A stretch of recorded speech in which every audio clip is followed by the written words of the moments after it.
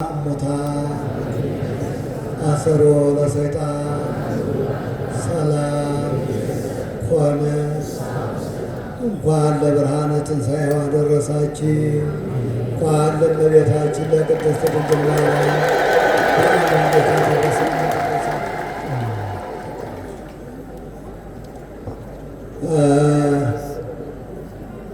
ብፁዓን አበው ሊቃነ ጳጳሳት፣ የቅዱስ ሲኖዶስ አባላት ቡራቻችሁ ይድረሰን።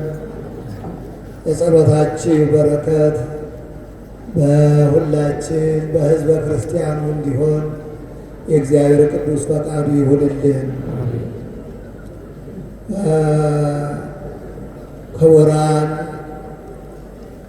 ቆሞሳት፣ ቆሞሳት፣ መነኮሳት፣ ክቡራን ሊቃውንተ ቤተ ክርስቲያን በየማዕረጋችሁ፣ ክቡራን አይንተ እግዚአብሔር ካህናት፣ ቀሳውስት፣ ዲያቆናት፣ ወጣት የሰንበት ትምህርት ቤት መዘምራን፣ ክቡራንና ክቡራት አባቶች፣ እናቶች፣ እህቶችና ወንድሞች ሁላችሁም በቅርብም በሩቅም የእግዚአብሔር በረከት ለመቀበል ከእመቤታችን ከቅድስት ድንግል ማርያም በረከት ለመቀበል በቅዱሳኑ ሁሉ በረከት ለመክበርና ለመባረክ የተሰለፋችሁ የክርስቶስ ሰራዊት ሁላችሁም ክርስቶሳውያን ወገኖች አሁንም በድጋሜ እንኳን ለብርሃነ ትንሣኤው እንኳን ለእመቤታችን ለቅድስት ድንግል ማርያም በዓለ ልደት አደረሰን አደረሳችሁ። እንደምን አረፈዳችሁ? እግዚአብሔር አምላክ እስካሁኗ ሰዓት በእውነት ስለጠበቀን ወኩሉ ይትቀደስ በቃለ እግዚአብሔር፣ ሁሉም በእግዚአብሔር ቃል ይቀደሳል እንደተባለው ትናንት በዋዜማው ታውቋታላችሁ። ቤተ ክርስቲያናችን በዋዜማው እግዚአብሔር ነግሰ ስብሐቲሁ ለብሰ፣ እግዚአብሔር ነገሰ ክብር ለበሰ እያለች ክርስቶስን አንግሳ በዓለ ንግሥ ስታከብር እንደገና ሌሊቱን በማህሌት ከዚያ አደራችሁ። ያያችሁ አይታችኋል። ዓይን አይቶ ልብ ይፈርዳል ይባላል። እንዲሁ እስካሁን ድረስ በቅዳሴው በውዳሴው በማህሌቱ በልዩ ልዩ እግዚአብሔር ቃል በሁሉም በቅኔው በሁሉም ነገር ስንባረክ በእውነት ስንቀደስ ቆይተናል። አሁንም ሌላ አይደለም፣ እንዲያው ካደረው ትንሽ አንድ ቃል ለመምዘዝና እንዲሁ በዓሉን እግዚአብሔር በገለጠልን መጠን ለመወያየት ለማሳሰብ ነው። አስተማሪ አሳሳቢ ነው ይባላል። እንዲያውን እንድንገነዘብ ያህል ነው። ስለዚህ የአባቶችም ጸሎት የእናንተም ጸሎት ይርዳኝ። ምክንያቱ የእግዚአብሔርን የማዳን መንገድ እገልጥ ዘንድ በእውነት ጸልዩልኝ ይላል ሐዋርያው ቅዱስ ጳውሎስ። ይሄ የያዝነው ነገር የድኅነት ቃል ቀላል አይደለም። ክርስትናችን ቀላል አይደለም። የክርስትናው ዓላማ እንዲህ እንደ ከንቱ አይደለም እና ስለዚህ ከቅዱስ ጴጥሮስ መልእክት ምዕራፍ 1 ቁጥር 10 ላይ ከተነበበው አንዲት ቃል እመዛለሁ። ይእቲኬ መድኃኒት እንተ ሐሰስዋ ወኦድዋ ነቢያት እለተነበዩ በእንተ ክብርክሙ፣ ስለ ክብራችሁ ትንቢት የተናገሩ ነቢያት የሿት የመረመሯት መድኃኒት ይህች ናት። ይእቲኬ መድኃኒት፣ መድኃኒታችሁ ይህች ናት። እግዚአብሔር ምክንያተ ድኅን ያረጋት እመቤታችን ቅድስት ድንግል ማርያም አምላክ ሰው ሁኖ ሰው አምላክ ሆኖ የእግዚአብሔር ልጅ የሰው ልጅ ሆኖ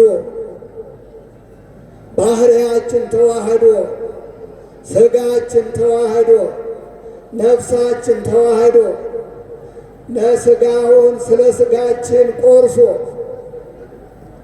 ደሙንም ስለኛ ደም አፍስሶ ስለኛ ቤዛ ነፍሱንም ስለኛ ነፍስ ቤዛ ሰጥቶ ያዳንን የሰማይ አምላክ በእመቤታችን በቅድስት ድንግል ማርያም ወላዲተ አምላክ በእሷ አማካይነት ተአምነቶ ማርያም የእምነታችን ይሁንልኝ በማለቷ ፈቃደኛ በመሆኗ የእግዚአብሔር የማዳን ዕቅድ እንዳለ ሆኖ እሷም ደግሞ ሥጋዋን ነፍሷን ደመነፍሷን እንዲዋሃድ ፈቅዳ ወዳ ተጠይቃ እሽተዋ የአምላክ እናት ለመሆን ይገባሻል ተብላ እንደ ቃል ይሁንልኝ ብላ መልእክተኛው የሁሉም ድርሻ አለው።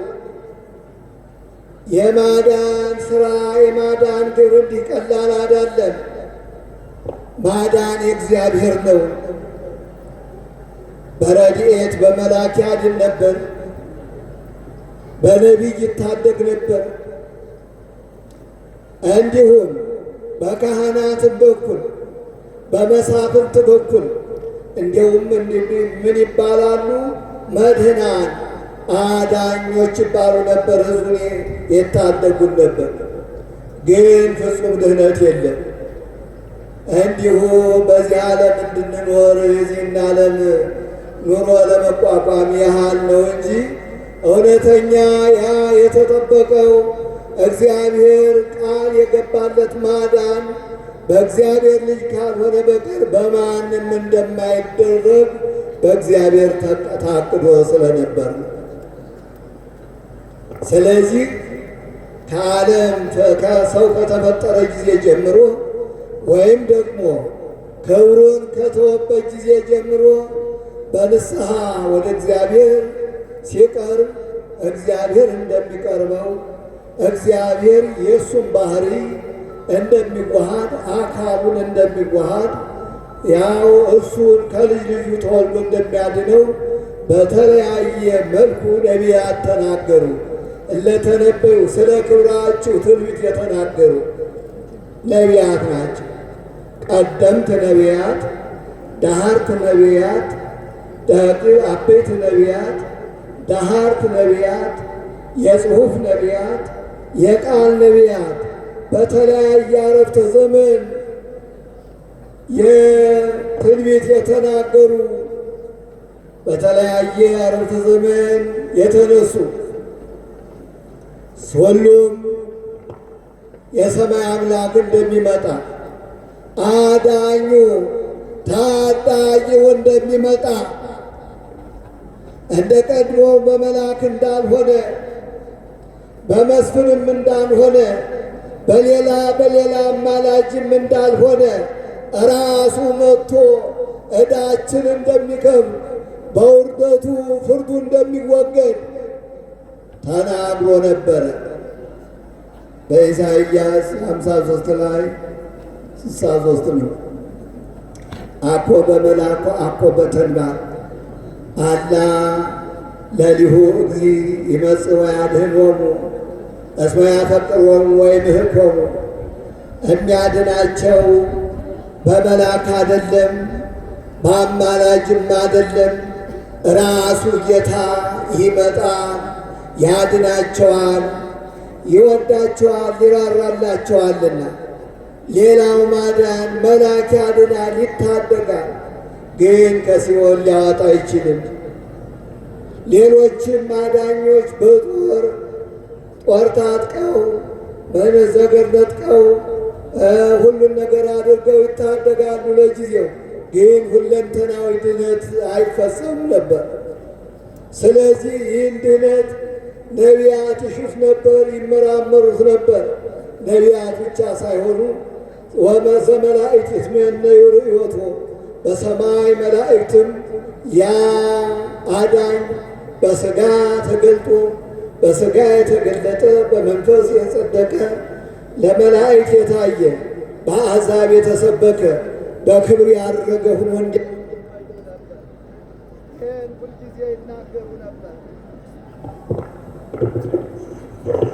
ኦሪት ዘፍጥረት ምዕራፍ 3 ቁጥር 15 ላይ የሴቲቱ ዘር የእባቡን ራስ ይቀጠቅጣል፣ ከልጅ ልጅ ተወልጄ አድንሃለሁ ብሎ ተናግሮ ነበረ። ለአብርሃምም ተስፋውን ነገረው። ዘርህን እባርክልሃለሁ፣ ዘርህን በብዙ በረከት እባርካለሁ፣ በአንተ ዘር የምድር አሕዛብ ይባረካሉ ማለት ይድናሉ። እንዲሁም ለዳዊት ከሆድ ፍሬ በዙፋን አስቀምጣለሁ፣ እሱም ለአሕዛብ መድኃኒት ይሆናል ተብሎ ተነግሮ ነበር። የእስራኤል ክብር የአሕዛብ ብርሃን እንደሚመጣ እንደሚቀርብ ይነገር ነበር። ግን ጊዜው አልደረሰም። ገና መሳሪያው አልጠራም ነበረ። ገና በአብርሃም ቤት እግዚአብሔር ሥርዓተ አምልኮን እያስተማረ ነበረ።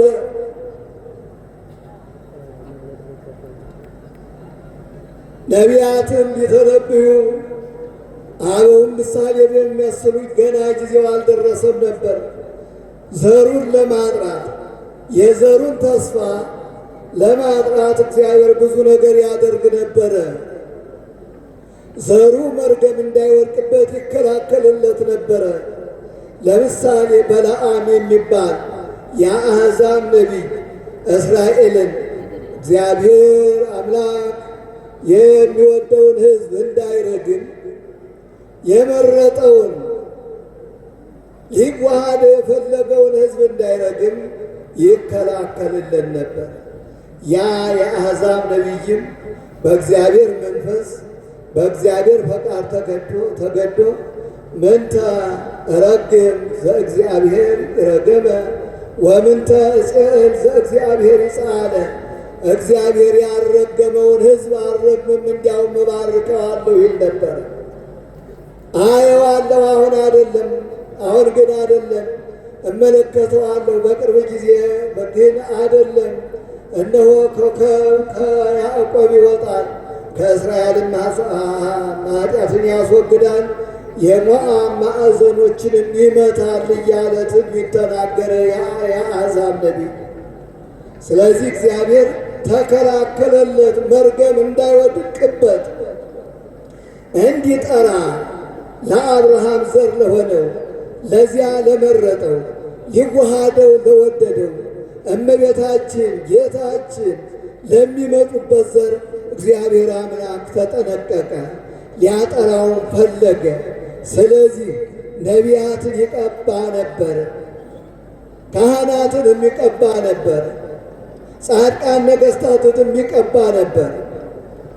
የተስፋውን ወገኖች ያ ዘር እንዲጠራ ንጹሕ እንዲሆን ለተዋህዶ እንዲመቸው ያንን እያደረገም ኮኑ ቅዱሳነ እስመ አነሂ ቅዱሳነ፣ እኔ ቅዱስ እንደሆን እናንተም ቅዱሳን ሁኑ፣ ንጹሐን ሁኑ ይላቸው ነበረ። ግን ጊዜው ሲደርስ ወአመ በጽሐ ዕድሜሁ ፈነወ እግዚአብሔር ወልዶ ወተወልደ እምብእሲት፣ ጊዜው በደረሰ ጊዜ አንድ ልጁን ወደ ዓለም ላከ፣ ከሴትም ተወለደ። ወኢኀፈረ ተወሊደ እምብእሲት፣ ከሴት መወለድን አላፈረም፣ የሴት ልጅ መባልን አላፈረበትም፣ የማርያም ልጅ መባልን አላፈረም። ዛሬ ዓለም እንደምታውቁት ኢየሱስን ይጠራል፣ የኢየሱስን እናት ግን ይጠላል። የኢየሱስ ወዳጅ ነኝ ይላል፣ እንደገና ደግሞ ጸረ ማርያም ይሆናል። ይሄ ፌር አይደለም፣ አግባብ አልነበረም። እና ይህን ዘር ነው የወደደው እግዚአብሔር። ከዚህ የተስፋ ዘር ነው ለተዋህዶ የመረጠ ሥጋዋን ነፍሷን ነስቶ ከፍሎ እንዲዋሃድ ከአብርሃም ዘር አብርሃም አልአለ። የአብርሃምን ዘር ከፍ ከፍ አደረገው። የነሳውን ዘር ከአብርሃም ዘር አልነሳው፣ ከመላእክት አልነሳው፣ ከአብርሃም ዘር ነሳው እንጂ ከተስፋው ዘር ከጠራው ዘር እግዚአብሔር ከባረከው ከቀደሰው በትንቢት በክህነት በመንግሥት ካከበረው ከቀባው ዘር እግዚአብሔር ዘርን ለራሱ መረጠ። ወልደ አብ ወልደ ማርያም በተዋህዶ ከበረ። በእመቤታችን ውስጥ ተዋህዶ ተፈጸመ። ሰው አምላክ ሆነ፣ አምላክ ሰው ሆነ። የእግዚአብሔር ልጅ የሰው ልጅ ሆነ፣ የሰው ልጅም የእግዚአብሔር ልጅ ሆነ። ቀዳማዊ አምላክ ዳህራዊ ተባለ። ዳህራዊ የሰው ልጅም ቀዳማዊ አምላክ ተባለ። ሀየሰ ወረሰ ከብረ ተለአለ ነግሰ ተባለ።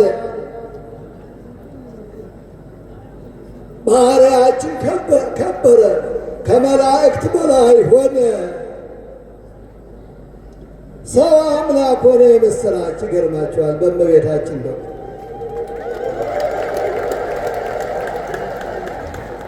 እንግዲህ እመቤታችን ቅድስት ድንግል ማርያም ይሄ ሁሉ ምስጢር የተፈጸመባት የእግዚአብሔር ድንቅ ሥራ የተፈጸመባት እሷ እንዳለችው ነፍሴ ጌታዬን ታከብረዋለች፣ መንፈሴም በአምላኬ በመድኃኒቴ ሐሴት ታደርጋለች። የባሪያውን ውርደት ተመልክቷልና እነሆ ከዛሬም ጀምሮ ትውልድ ሁሉ ብፅዕት ይሉኛል። ብርቱ የሆነ እሱ በእኔ ታላቅ ድንቅ ነገር አድርጓልና ስሙም ቅዱስ ነው። ይገርማቸው እስመ ገብረ ሊተ ኃይለ አብያተ እስመ ገብረ ሊተ ኃይላተ አብያተ ኃይላተ አብያተ ታላላቅ ሥራዎችን አደረገ። እግዚአብሔር ብዙ ሥራ አድርጓል። ግን ጥሩ ነገሮች ባህር ከፍሏል፣ መና ወርዷል፣ ብዙ ነገር አድርጓል። ብዙ ድንቅ ነገሮችን ግን ዋናው ሥራ አምላክ ሰው ሁኖ ባሕርያችን ከፍ ከፍ ማድረጉ ነው። የእኛን ባህሪ የእሱ ባህሪ፣ የእኛን አካል የእሱ አካል ማድረጉ ነው። ለዚህም ደግሞ መከናወኛ፣ ለዚህም ደግሞ ምክንያት ድኅን ሆና የተገኘች እሷ ነው። እሷ የባሕርያችን መመኪያ ከወገናችን የተገኘች የእሷ ሥጋ የእኛ ሥጋ ነው። ስለዚህ ዛሬ ባሕርያችን ነው የምናከብር። ባሕርያችን ያከበረውን ወልደ እግዚአብሔርን ነው የምናከብር። የዚህ ምክንያት የሆነችውን እናቱን ቅድስት ድንግል ማርያምን ነው የምናከብር። መቼ አክብር አባከ ወእመከ ከመ ሰናይ ኩንከ ወይኩን መዋዕሊከ። እግዚአብሔር በሰጠህ ምድር መልካም እንዲሆንልህ ዕድሜህም እንዲረዝም እናትህና አባትህን አክብር ይላል። በእውነት ጌታ እናቱን ያከብራል። በመስቀል ላይ ሳለ በመስቀል ላይ ካለው መከራ ይልቅ ከችንካሩ ይልቅ ከመጎዳቱ ከዚያ ከመከራው ይልቅ የእናቱ ፍቅር ነበር ያመዘነበት። እናቴን ያለ በመስቀል ሆኖ ይገርማቸው። እናቴን ይገርማ አደራ እናቴን በመስቀል ላይ የሚገርም ነው። የእናትነት ስልጣን፣ የእናትነት ስልጣን ኃይል ቀላል አይደለም። እያንዳንዱ ሰው በደስታው እንኳን እናቱን ባይጠራት በመከራ ጊዜ ወይ እናቴ ሳይል አይቀር እናቱ ምንም ባታሳድገው ወልደዋለች በተፈጥሮ ያውቀዋልና። ስለዚህ እናቴ ይላል ሁሉ። የእናት ተጽዕኖ ቀላል አይደለም። የእናት ቋንቋ፣ የእናት ጡት፣ የእናት ቋንቋ፣ የእናትነት ስልጣን ከተፈጥሯችን ጋር በጣም ግሩም በጣም ግሩም። በዚህ ዓለም የዚህ ዓለም ሰዎች እንኳን ውለታ ቆጥረው እናቶች ጀግኖችን ወልደዋል።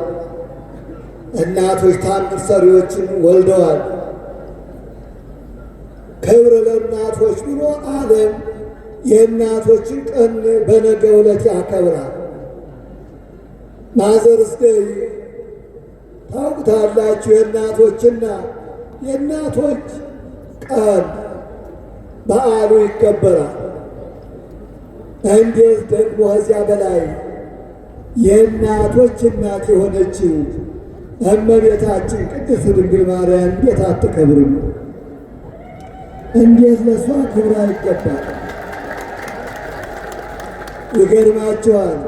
የእናትነት ፍቅር የእግዚአብሔርን ልጅ በሰማይ ያለውን የእግዚአብሔርን ልጅ ወልድን ያን ተወዳጅ ልጁን ተወዳጅ አባት እያለው የሚያረበርቡ እልፍ ሺህ ጊዜ ተብለው መቆጠር የማይችሉ ተላላኪዎች መላእክት ያሉት ሰራዊተ መላእክት የሚከቡት ያ ልጅ በሰማይ ሆኖ በምድር ያለች እናቱን ናፈቀ። ስለዚህ ወደዚህ ዓለም መጣ። ይገርማቸዋል። ለእናትነት ደግሞ ማንም መረጠ? እመቤታችን ቅድስት ድንግል ማርያምን። መታደል ነው በእውነት። ወላዲተ አምላክ፣ ወላዲተ ክርስቶስ፣ ወላዲተ እግዚአብሔር ቃል፣ ወላዲተ እግዚአብሔር ወልድ። በእውነት የሥጋው ቃል እናት ወላዲተ አምላክ አሁንም በሁሉም ዘንድ በእውነት ስሟ የተመሰገነ ይሁን። እናቱን ያከበረ እግዚአብሔር ክብርና ምስጋና ይድረሰው። ስለዚህ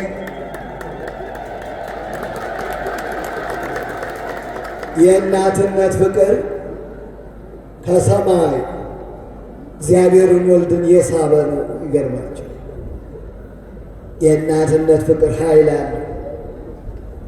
የእናት ፍቅር ልዩ ነው። የእናትን ክብር ልዩ ነው። በእውነት እግዚአብሔር እናቱን ከአንስተ ዓለም ከዓለም ሴቶች መርጦ ክብርት ነሽ፣ ቅድስት ነሽ ያሰኛት ያከበራት። ይትባረክ እግዚአብሔር ዘአልዓላ ለጽዮን ኩሎን ዓለማት፣ ከዓለማት ሁሉ የመረጣት ከፍ ከፍ ያደረጋት እና ለእናቱ ክብር ይሁን። ወለዘሂ ክብረ አክብሩ፣ ክብር ለሚገባው ክብር ስጡ። ለምድር ክብር አለው፣ ለሰማይም ክብር አለው። በሰማይ ላለው ፍጥረት ሁሉ ክብር አለው፣ በምድርም ላለው ሁሉ ክብር አለው። ከዚያም ከፍጥረታት ሁሉ ለሰዎች ልጆች ክብር አላቸው። ከዚያም በላይ ከፍጡራን በላይ ከፈጣሪ በታች ለእናቱ ለቅድስት ድንግል ማርያም አምላክን ለወለደች ለወላዲተ አምላክ ክብር ምስጋና ይገባታል። ክብር ለእናቱ ይሁንልን። እግዚአብሔር ይባርካችሁ፣ እግዚአብሔር ይቀድሳችሁ። በእውነት የታደላችሁ ናችሁ።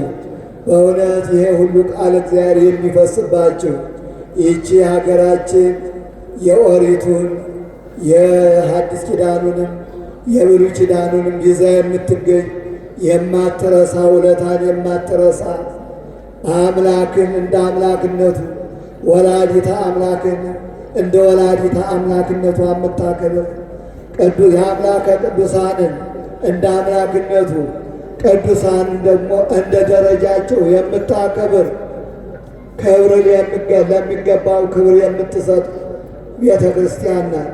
ይህን እወቁላት። እኔ ቅድም ልባችሁ እንዲፈርድ ነው ኢየሱስ እያሉ ጸረ ማርያም መሆን በጣም ያሳዝናል፣ በጣም ያሳዝናል። የክርስቶስ ተከታይ ነን፣ የአምላክ ተከታዮች ነን እያሉ ወላዲተ አምላክን መጥላት ጸረ ማርያም አቋም ይዞ ክርስቲያን ተብሎ በዚህ ዓለም መጓዝ እንዴት ያሳዝናል! ራሳችሁ ፍረዱ። ይሄ ስለዚህ እኛ የዚህ ሃይማኖት አንድ ግን ክርስቲያን ለሆነ ሁሉ ይህ መልእክት ይድረሰው። ወአምላክን ወልደ አምላክ የዘላለም አምላክ የሚለው ሰው ሁሉ እመቤታችንን ቅድስት ድንግል ማርያምን ወላዲተ አምላክ ብሎ እንዲጠራት እንዲገደል በመንፈሱ አደራላለሁ እና በእውነት እግዚአብሔር አምላካችን ለሀገራችን ሰላም፣ ለሕዝባችን ሰላም፣ ለምድራችን ሰላም፣ ሰላም ለምድር ሰላም በምድር ይሆንልን። እግዚአብሔር ይባርካችሁ፣ ከዓመቱ ያድርሳችሁ።